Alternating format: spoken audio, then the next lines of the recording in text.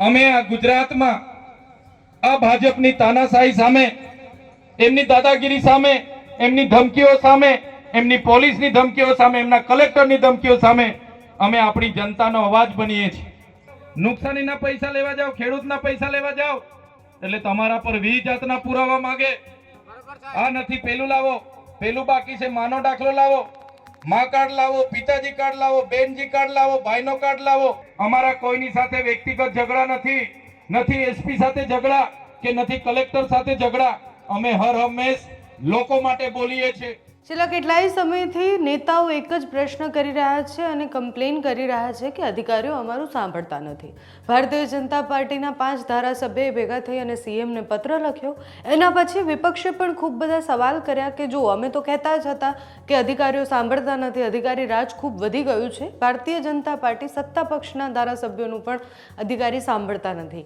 ગઈકાલે પરિવર્તન યાત્રા હતી આમ આદમી પાર્ટીની, છોટાઉદેપુરમાં કાર્યક્રમ હતો અને કાર્યક્રમ દરમિયાન ચૈત્ર વસાવા જાહેર મંચ પરથી કહ્યું કે અધિકારીઓનું રાજ એટલું બધું વધી ગયું છે કે સામાન્ય માણસ તો શું નેતાઓનું પણ સાંભળતા નથી। સાથે જ એમણે કહ્યું કે બધું દિલ્હીથી નક્કી થઈને આવે એવું જ બધું અહીંયા ગુજરાતમાં થાય છે। અમારી સત્તા આવશે એટલે કે અમારી જીત થશે આમ આદમી પાર્ટીની તો અમે બહુ જ બધા બદલાવ લાવીશું, પરિવર્તન લાવીશું। જાહેર મંચ પરથી આદિવાસી વિસ્તારોમાં થતી સમસ્યાઓથી લઈને નેતાઓનું અધિકારીઓ નથી સાંભળતા, અધિકારી રાજ કેટલું વધી ગયું છે, એના કારણે જનતા કેટલી પરેશાન છે એ વિષય પર વાત કરવામાં આવી। ધારાસભ્ય ચૈત્ર વસાવાએ ભાષણ આપતા શું કહ્યું તે સાંભળીએ। આદિવાસી બેડવી ગામની આજે પવિત્ર ભૂમિ પર આમ આદમી પાર્ટીની પરિવર્તન સભામાં અહીં મારી સાથે મંચસ્થ ઉપસ્થિત આમ આદમી પાર્ટીના છોટાઉદેપુર લોકસભાના ઇન્ચાર્જ એવા મુકેશભાઈ બારિયા, આમ આદમી પાર્ટી છોટાઉદેપુર જિલ્લાના પ્રમુખ એવા રાધિકાબેન રાઠવા, આ વિસ્તારના આમ આદમી પાર્ટીના આગેવાન, આ વિધાનસભાના પ્રભારી એવા વિનુભાઈ રાઠવા, સાથે આમ આદમી પાર્ટીના મહામંત્રી રમણભાઈ રાઠવા, સાથે આપણા આ વિસ્તારના આમ આદમી પાર્ટીના અમારા યુવા આગેવાન એવા રાજેશભાઈ રાઠવા, સાથે પરેશભાઈ રાઠવા, અમારા વડીલ,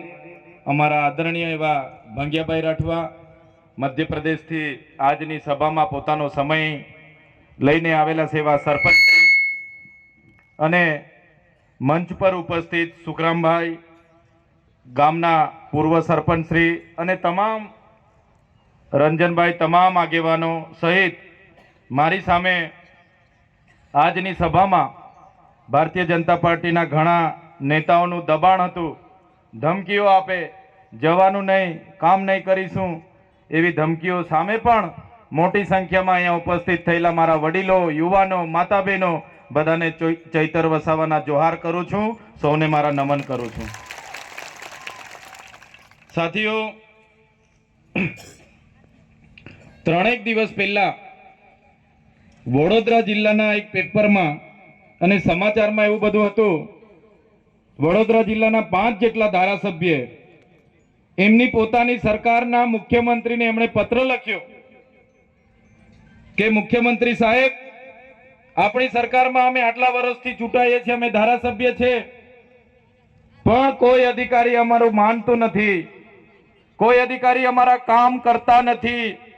કલેક્ટર હોય, એસપી હોય, કમિશનર હોય, ડીડીઓ હોય, ટીડીઓ હોય, મામલતદાર હોય, અમારા કામ કરતા નથી તમારી સરકારમાં।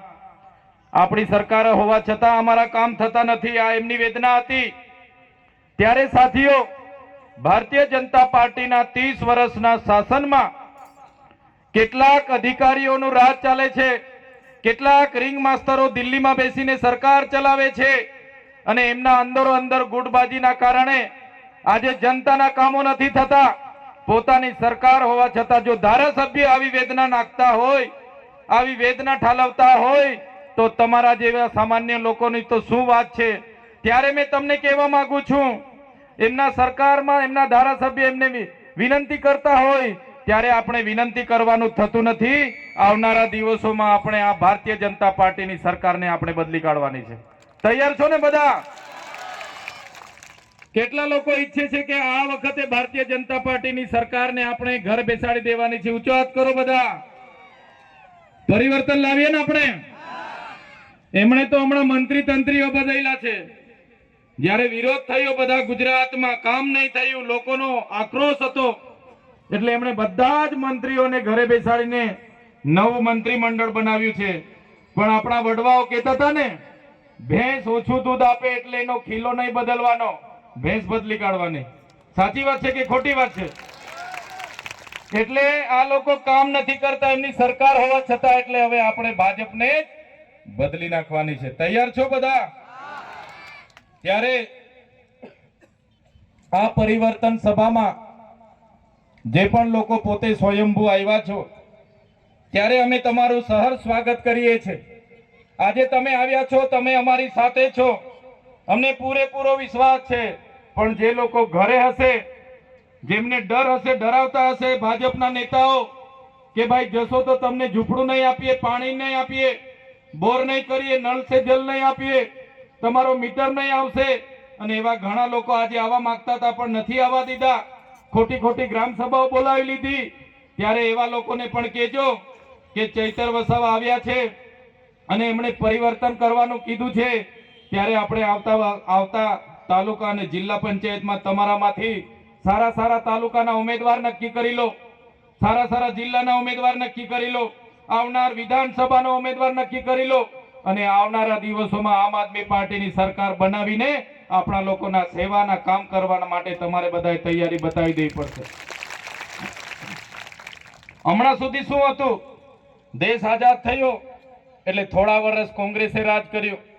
તૈયાર થઈ જાઓ અને આવનારી જિલ્લા અને તાલુકા પંચાયત આપણા લોકોને જીતાવીને આપણા લોકોના વિકાસના કામ થાય, એના માટે બધાને હું વિનંતી કરવા માટે આવ્યો છું. મારા વડીલોને કહેવા આવ્યો છું, મારી માતાઓને કહેવા આવ્યો છું, મારા યુવાનોને કહેવા આવ્યો છું, અંદરનો આત્માને થોડું પૂછો, શું કરો છો પૂછો. આટલા વર્ષ 50 વર્ષ કોંગ્રેસે શાસન કર્યું, 30 વર્ષથી ભાજપ શાસનમાં છે, અને આજે પણ આપણે જ્યારે કે આપણે દેશના નાગરિક નથી, એના માટે આપણે સરકારમાં ભાઈ બાપા કરવાના. ભાઈ 5 કિલો ચોખા મને આપી દો, મારી કૂપન કઢાવી દો, મારા પૈસા બેંકમાં છે, લાઈન પર ઉભા રહીને ભાઈ મને મારા પૈસા આપી દો. જ્યાં સુધી આ કરતા રહીશું, ખોટા જાતિના પ્રમાણપત્ર સૌરાષ્ટ્રના કચ્છના લોકોને આવા મેળાવડા કરીને આપે, અને આપણો ઓરિજિનલ આદિવાસી પોતાનો જાતિનો દાખલો લેવા જાય તો એને 2-3 દિવસ સુધી 15 જાતના પુરાવા માંગવામાં આવે. સાચી વાત છે કે ખોટી વાત છે? સાચી વાત છે કે ખોટી વાત છે?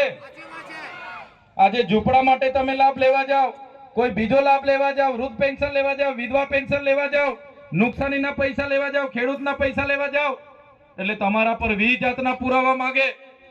આ નથી, પેલું લાવો, પેલું બાકી છે, માનો દાખલો લાવો, માં કાર્ડ લાવો, પિતાજી કાર્ડ લાવો, બેનજી કાર્ડ લાવો, ભાઈનો કાર્ડ લાવો, દાદાનો કાર્ડ લાવો, આધાર કાર્ડ લાવો, રેશન કાર્ડ લાવો, ચૂંટણી કાર્ડ લાવો, પાન કાર્ડ લાવો, જાતિનો દાખલો લાવો, આવકનો દાખલો લાવો, બીપીએલ દાખલો લાવો, રેશન કાર્ડ લાવો, જોબ કાર્ડ લાવો. છેલ્લે તો એવું બી અમુક લોકો કે અમારે પાર્ટીનો કાર્ડ લાવો માગે છે ને, અમુક લોકો પાર્ટીનો કાર્ડ પણ માગે છે આ લોકો. ત્યારે આખી જિંદગી આપણી કાર્ડ પાછળ નીકળી જવાની છે આ સરકારમાં. એટલે હવે આવી શાસન વ્યવસ્થાની જરૂર નથી. એટલા માટે અમે તમારી વચ્ચે આવ્યા છે. મનરેગા યોજના હતી, આપણે બધા પોતાના ગામમાં લેવલિંગ કરતા, તળાવ ખોદતા, માટી મેટલનો રોડ કાઢતા, અને આપણને 100 દિવસની રોજગારી મળતી હતી. આપણા બચુભાઈ ખાબડ, એના છોકરા અને કોંગ્રેસના હીરાભાઈ જોટવા, બધા જ લોકોએ મનરેગા પર કરોડો રૂપિયાના ભાજપ અને કોંગ્રેસના લોકોએ ભેગા મળીને કૌભાંડો કર્યા. મંત્રીના દીકરાઓ પણ જેલમાં હતા. કોંગ્રેસના હીરા જોટવા જે ઉપાધ્યક્ષ હતા એ લોકો પણ આજે ભરૂચની જેલમાં છે. એની અસર શું થઈ? આજે આપણને ગામમાં રોજગારી નથી મળતી. આપણા લોકો બિસ્તરા પોટલા બગલે છોકરા લઈને આજે શહેરોમાં જવું પડે છે. ત્યારે મારા સાથીઓ, મારા તમામ યુવાનો વડીલોને અમે વિનંતી કરવા માટે આવ્યા છે કે હવે પરિવર્તનનો સમય પાકી ગયો છે. પરિવર્તન લાવવું પડશે. આમ આદમી પાર્ટીના નેતાઓ તમે જોઈ લો, તમામ નેતાઓ તમારા માટે લડવા તૈયાર છે. અમારા વિડીયો તમારા પર આવતા હશે.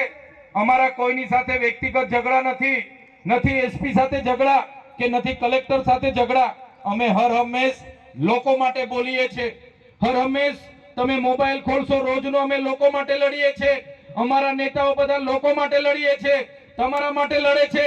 ત્યારે અમને બધાને તમારા સાથ અને સહકારની જરૂર છે. અમે તમારા માટે લડીએ છીએ, પણ અમે નાના માણસો છે, એકલા માણસો છે. અમારી પાસે 2 નંબરના પૈસા નથી, 2 નંબરના ધંધા નથી. અમે કોઈ રોડ ખાઈ ગયા હોય, પુલ ખાઈ ગયો હોય એવા પૈસા નથી, કોઈ બિલ્ડિંગ ખાઈ ગયા હોય એવા પૈસા અમારી પાસે નથી. પણ અમે જનતા માટે લડીએ છીએ.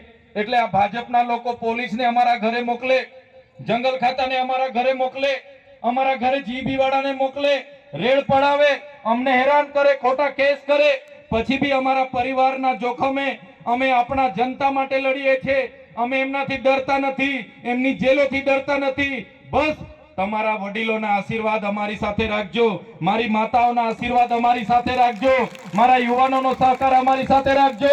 આપણા સમાજ માટે અમે તમને ખાતરી આપીએ છીએ, આપણા સમાજ માટે અમે છેલ્લા શ્વાસ સુધી લડવા માટે તૈયાર છે.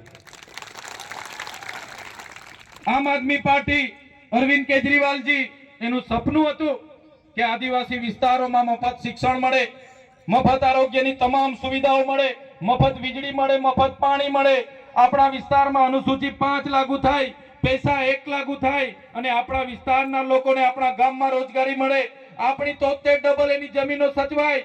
જે લોકોના જંગલ ખાતાના વન અધિકાર અધિનિયમ પેન્ડિંગ છે એવા લોકોને પણ સનતો મળે, એવા લોકોને પણ ખેતરમાં વીજળી મળે, એવા લોકોને પણ ખેતરમાં સોલાર મળે, અને જંગલની જમીનમાં પણ લેવલિંગ થાય, પાળા બંધાય અને સિંચાઈની સુવિધા થાય. એ સપના અરવિંદ કેજરીવાલ જુએ છે, એ સપના ચૈતર વસાવા જુએ છે કે અમારો જંગલ ખાતામાં પણ અમારા લોકો લેવલિંગ, ગામમાં રોજગારી મળે, પીવાનું પાણી મળે, ખેતરમાં સિંચાઈ મળે, સિંચાઈના પાણી મળે. પણ આ સરકારે આટલા 5 કામ પણ આપણા માટે 30 વર્ષમાં કર્યા નથી.